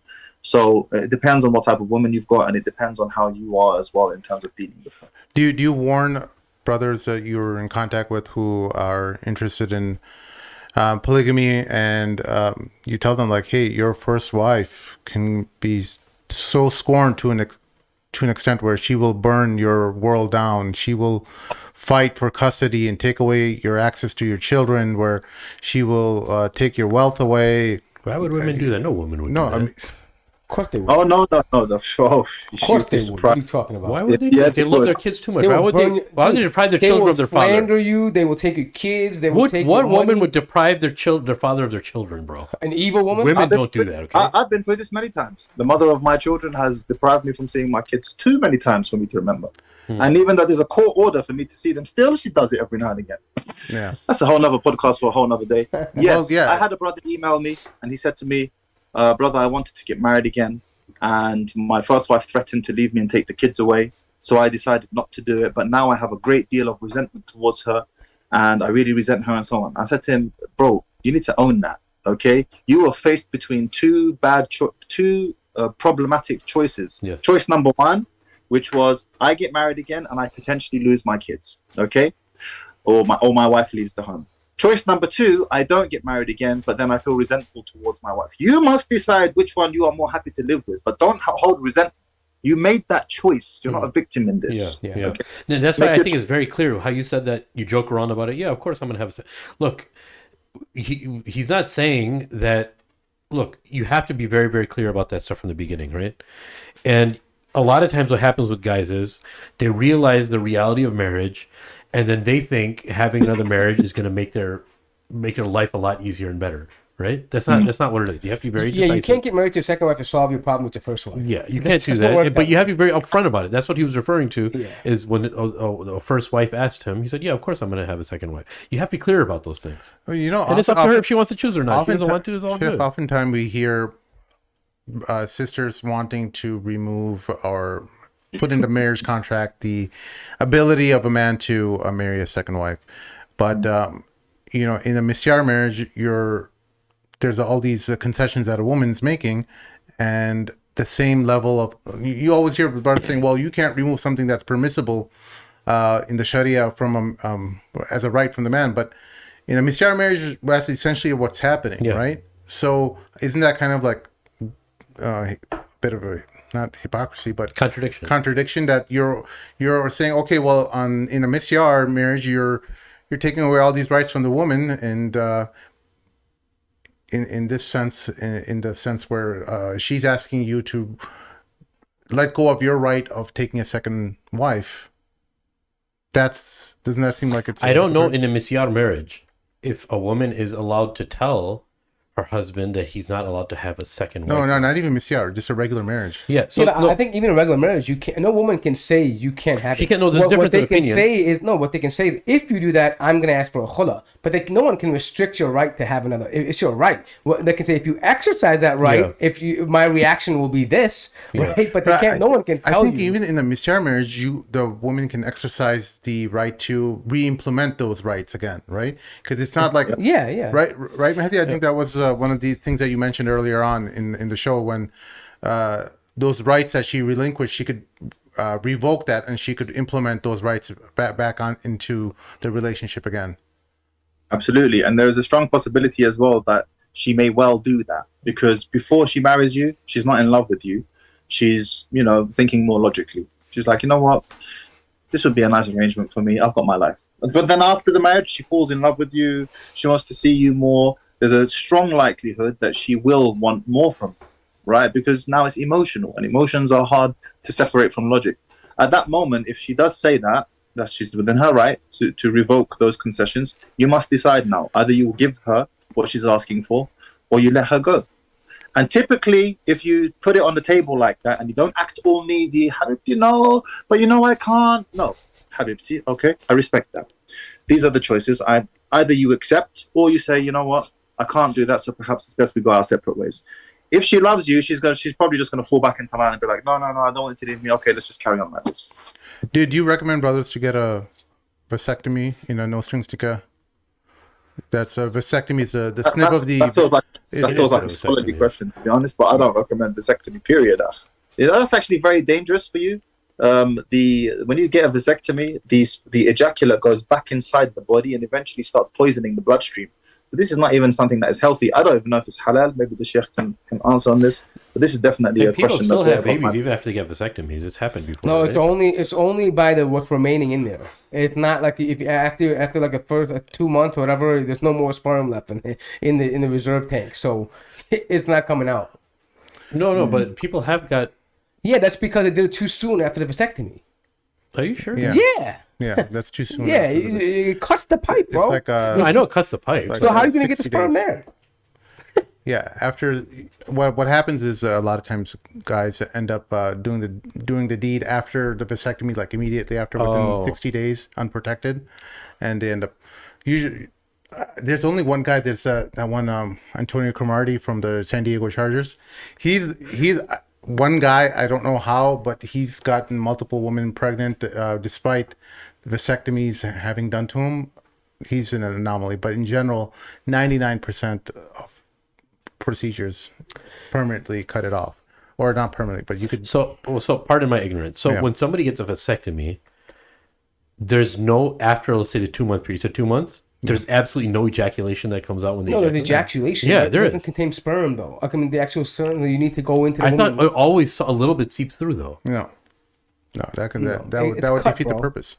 No, I just thought it mitigates it. No, greatly. it's not a condom, bro. No. It cuts. It won't reach there At all. Okay, I always thought. Okay. There's this thing called the Vans deferens. Yeah, I know what the Van Zefference is. Yeah. You know about the Vans Yes, deferens? I know. Okay. Yeah, it's located, connected on top of the testicle. Yeah, I know. Not to be confused with Van from CNN. Van, so what was it? Van Jones. Van Jones. Van Diesel.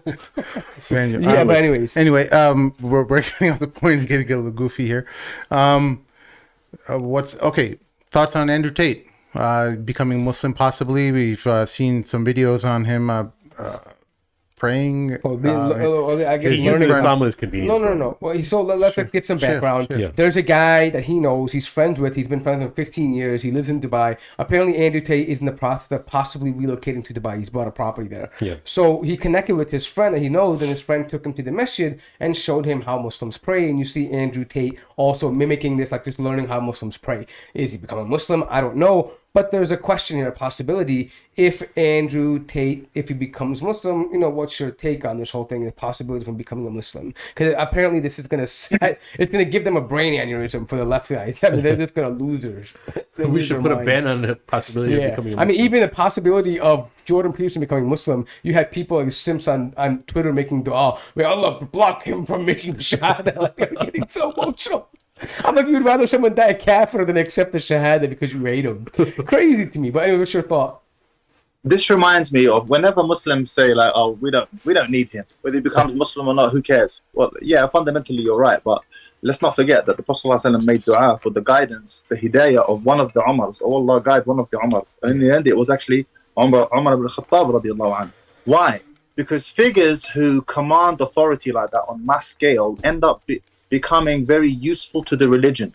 Imagine someone like Jordan Peterson or Andrew Tate, but Jordan Peterson more because he's got an even bigger reach, becomes a Muslim. That's a big deal. Let's not try and mitigate or minimize that. That is a big deal. In the same way, when the Prophet ﷺ made dua for one of the Umars to become Muslim, it was a big deal. They were men of authority who were men of authority and influence, who were able to strengthen the religion with their influence. So yes, it would be a big W. It'd be a big deal. So I look at it this way. I think it depends on what that person, because the ayah in the Quran, Ya ayyuhalladhina amanu idkhulu fi silmi kafa, right? If he truly becomes a Muslim, because when we're going to compare it to Umar ibn Khattab radiallahu anhu, we have to also note, when he came, this man wanted to go full speed ahead 100% as a Muslim. Nothing to stop him. If you become a Muslim like Sinead O'Connor, just because you're famous, I don't care about you, bro. If you're a Muslim like Mike Tyson, it doesn't really make a difference to me. You're a nuisance to me, right? You know what I mean? Like, great, you say Allahu Akbar every now and then, right? I'd rather have a Muslim like, Habib, right? Who actually tries to put this out there. So it all depends to me. If Andrew Tate says his shahada, good for you, alhamdulillah. But if you're not doing something for Islam, you're dead weight to me, bro. Like, I mean, No, yeah, but I think that's how it's look beyond at it. that, though. I think it's beyond that. I think it's beyond that. Look, yeah, the influence thing is there. Look, when it's in the inception, in the original years of Islam, yes, that was very, very much needed. Now, to some people who look at everything very politically and very critically, without having too much deen in their heart, they'll think about it as just a popularity contest. We need to make Muslims look better politically, whatever the case is. But at the end, it comes down to whoever becomes Muslim. It doesn't matter, bro. Somebody became Muslim and they're saved. They're saved, right? Can I tell you the problem with this, dude? Listen, if Mahdi was doing what Andrew Tate was doing, the same attitude and the same stuff, 95% of the community. Haram, brother, haram. Yeah. Why are you so popular? Yeah. Oh, I mean, dude, it's a whole different ball game, bro. Yeah. He gets to be, put it this way, can he maintain his brand and his income if he was to become a Muslim? And the reality becomes, in a short way, not halal-wise, it won't happen, right? Meaning that you're going to have to make changes. Yeah. When you make those changes, are you as influential? Because I guarantee you, if one of us, dude, I had a cigar on the episode the other time, and people are like, brother, bro, they went all crazy. Right, and here they are, like in Andrew Tate's video, where he's around half-naked woman smoking cigars. Yeah. Right, you see what I'm trying to say? So the whole dynamics changes. I get it. If he becomes a Muslim, like for example, like Loon, right? This guy abandons everything and he grows his beard. Mashallah, he prays, he gives da'wah, he invites people away from the street. That's a powerful thing. Yeah. That's quwwah. Yeah. Right, but if you see someone who's just maintaining his same lifestyle, he just has a shahada, I don't see any benefit in that. That could be a bigger problem. Right, the guy who's earning his money from casinos and this stuff, and he's saying how he talks about certain kinds of women. Right, their attitude has to change in order for him to be a benefit to the Muslims overall. That's my point. Yeah. I mean, that's an important point, and I feel Allahu Alam, yani, I can't speak for Andrew, but for sure this is going to be something that's on his mind, because at the moment he's implementing one of the laws of power, which is be courted by all and commit to none. Which is, he talks favorably about Islam, but he also talks favorably about Christianity as well.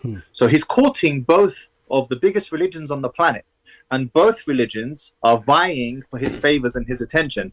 And he is, flirting with both sides without actually committing to any single one. But if he does end up committing to Islam, number one, his brand will have to completely change, no doubt about it. And then that would bring into question, would he still be as popular as he is now? Allahu A'lam, only Allah knows.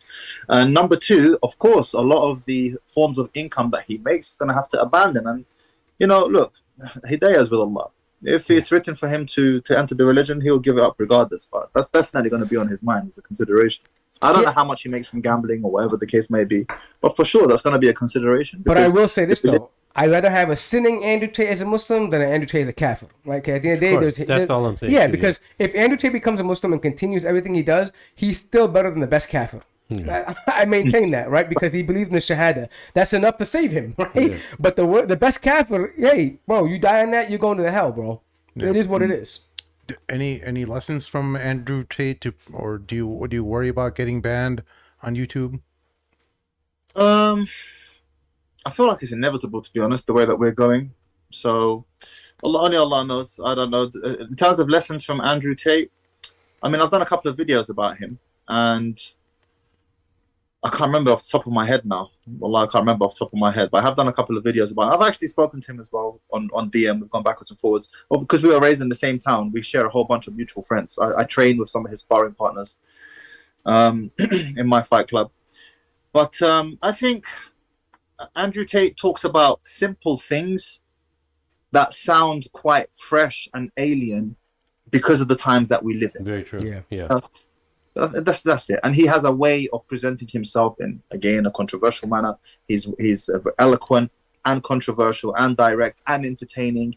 Those are four quite difficult qualities to mix in one person. Flashy. So, right, that's a big one as well. And flashy. People want the Bugatti, but right? These are fundamentally simple things, really. It's not really like, it's not new. It's not groundbreaking stuff. It's just groundbreaking in today's day and age. I look at the stuff that he says, and I'm like, this is already innate to Islam. Like, in generally speaking, like the futuwa, the rajul, like all the stuff, this is what we have already, right? It's nothing new, but how he's presenting, packaging it is different. And unfortunately, the audience today needs to have the flash, needs to have, you know, the hype, the provocative nature. But the core part of the message about men being men and women having their value, all that has been already, it's within, I mean, if you just It's go traditional back, values. yeah, if you go back to your own respective culture, you're going to find that. This is, I mean, that's why you won't find like a 60-year-old man who's like, oh my God, Andrew Tate teaching me something new. He was born that way. That's how he is. He's the man, right? I mean, my dad would say, oh, okay, just another dude, right? He's a famous guy, right? Like the young guy, he's like, oh my God, this is revolutionary. You know what I mean? Like, it's different. Bottom line is, I'd rather have Andrew Tate than Lindsay Lohan. remember the whole Lindsay Lohan craze? Oh my God, she's carrying a Quran, and all these Saudis like interviewed her like she was some kind of special like a Hur al-Ain that came on the earth because she had a Quran in her hand, bro. Anyway, Stupid idiots. Mahdi, what's next for you? I know you're building the app, and you just recently launched it, and you're offering free trials. You should maybe consider, because one of the problems with a lot of these dating apps and, you know, these matchmaking apps that the ratio of men to women is so much more higher. Maybe you just allow females or sisters Put to a enter. cap on the men. Yeah, put a cap in the men, or make the sisters enter for free. You know. Yeah, that's actually a good shout. That's a really good shout. There's ways that people could then manipulate the rules and men can. No cover. A lot of guys want to get a taste before they actually pay. You know, that's what the problem is, right? So, I mean, yeah. First of all, to your audience, the Anderson app right now, just to manage expectations. The app is primitive. It's slow. It's not easy to use, and there are not as many women on the app as there are men. If that's an issue for you, don't get on the app. For those of you who consider yourself to be first early adopters and you actually want to get on board, because the way that we are going, I know this is going to become more and more of a thing in the future, and Allah knows best.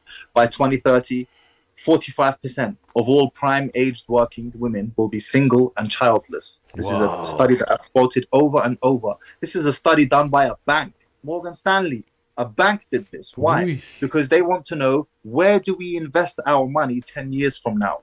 Oh, 45% of prime-aged working women, that is 25 to 44, will be single and childless. We need to put our money in cat food and boxed wine. That's where we're going to make our investments. So this is going to become more and more of a thing in the future. For those who do download the app, it's a 7-day free trial. But for your audience, I have created a 28-day, 1 month free trial. Just write MAD28. MAD 28 in the correct field, you'll see it. awesome. And you'll be able to use the app for free for 28 days, inshallah. If you don't like it, no problem. No harm, no foul. Awesome, Mahdi. It's been a pleasure meeting you and discussing ideas with you, and we really hope that you come on the show again in the future, inshallah. Yeah, man. For our listeners, make sure you help us out on patreon.com/the We don't have any fancy apps that can allow you to matchmake with us, but or matchmake not with us, but that was Where's your mind going? oh my God, A-hole. my wife's gonna kill me.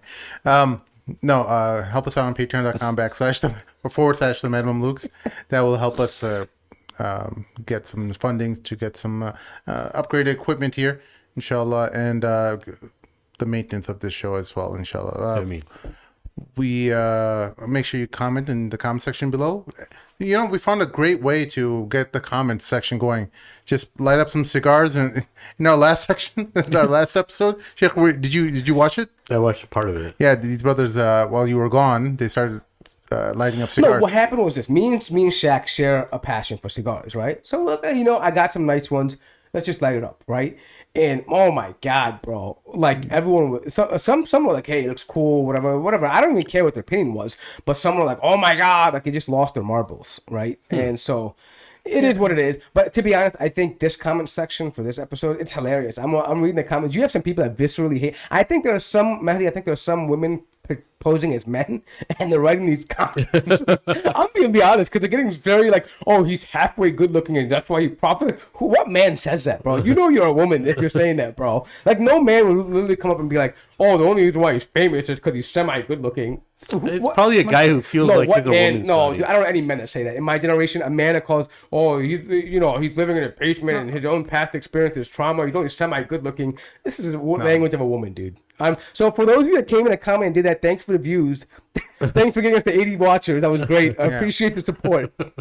Yeah, guys, please like the show. And Mahdi is a handsome, mashallah, man. He's got that classic Arab look. You know, you could wrap that. Was it half Algerian, half Pakistani? Half English, half Algerian, half English. No, you know what? You remind me of one of those Overwatch characters, the bald dude with the scar on his. You know, I forgot his name. It's some whatever that game was on PS4. This kids play that stuff. I don't know what it is, but all right, guys. Yeah, you have a villain face. Let's put it that way, like an evil guy. That's a no, nice like no, it's like you know how that villain doesn't mean ugly, but it's like like an Asian provocateur, like someone's gonna make someone pissed off. Like you got a troll face. Do you get what I'm saying? Like you could troll somebody and be like, hey, you know what? You're just digging yourself a deeper hole, bro. No, why? It's look, some people have that face that just makes people mad and they can say what they want to say. Hey. No, I do that all the time. I know it. I have it. I make people pissed off all the time, and I love it. It's my blessing, bro. Right. We're proud, Mahdi. We're the men that piss other people off. Allahu Akbar. All right, guys, that's our This show. has been a pleasure, Akhwan. I really enjoyed this discussion. This has been an intellectually stimulating discussion. I really enjoy it. Thank you Yeah, all. that's a purpose. Come on of it, man, anytime, brother. inshallah. You give us the word. You come on anytime, inshallah. We'll see you next time. Assalamu alaikum. Assalamu alaikum. Wa alaikum assalam wa rahmatullahi wa barakatuh.